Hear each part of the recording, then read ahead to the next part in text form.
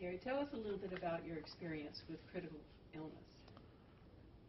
One of the important aspects about my experience with critical illness is that critical illness changes your perspective about valuing life each day, each hour, and each minute. You determine very quickly how precious life is. Or maybe you assumed that everything was just going along hour by hour, day by day, but now you cling to life and you want to use every moment to its utmost. If you were to give an important message to survivors of critical illness, what would that be? I think one of the important messages to survivors of critical illness is do not give up.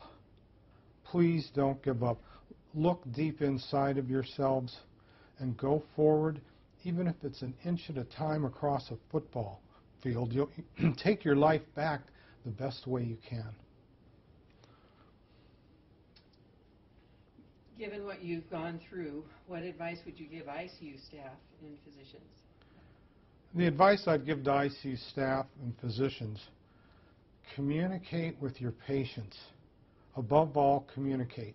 Don't walk in the room, check a meter, check a tube, leave a clipboard, and don't even say hello.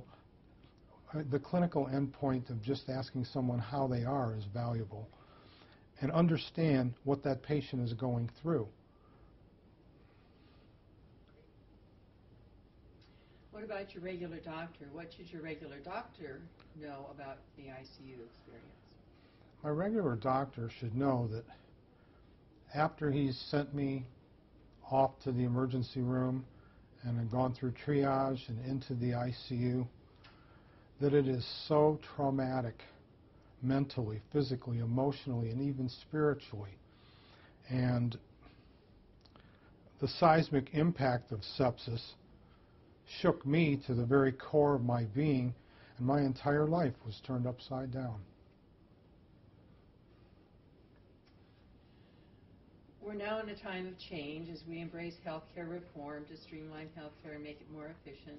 So as a survivor, navigating through the aftermath, were there any unnecessary obstacles you had to overcome during your recovery? Well,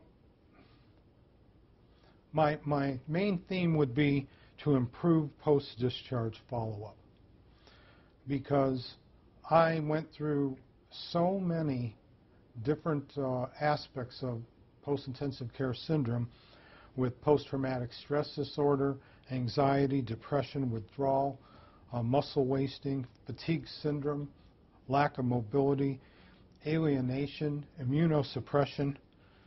And I guess the question I'm really asking is we need intensive care after intensive care.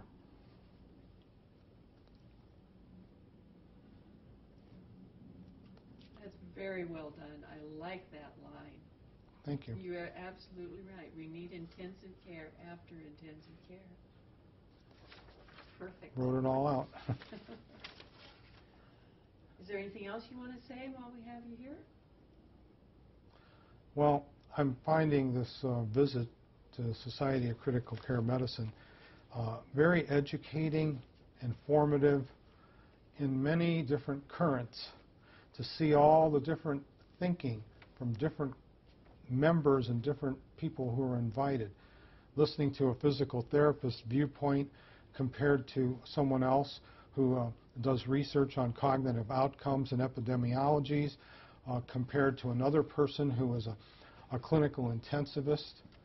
And I would like to see some researchers who are working in areas that, like in sepsis, somebody would be working with biomarkers, new systems of dialysis for cleaning your blood, in the ICU.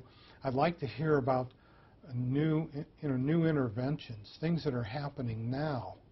Not just go over the same old, we did this. We hooked up the IVs, we have oxygen, we have fluids, we have broad-spectrum antibiotics, we're monitoring urine, we're doing blood culture tests. I'd like to see what's going on the whole spectrum, from the intensivists working in the ICU all the way to the research labs, so people could get a broader view of what's going on. Good point. Good point. There is, everybody in this room has such a different perspective and is hearing, everything differently. We all do that. And they all have a lot to say. I think each one of them deserves the floor for an hour. Yes.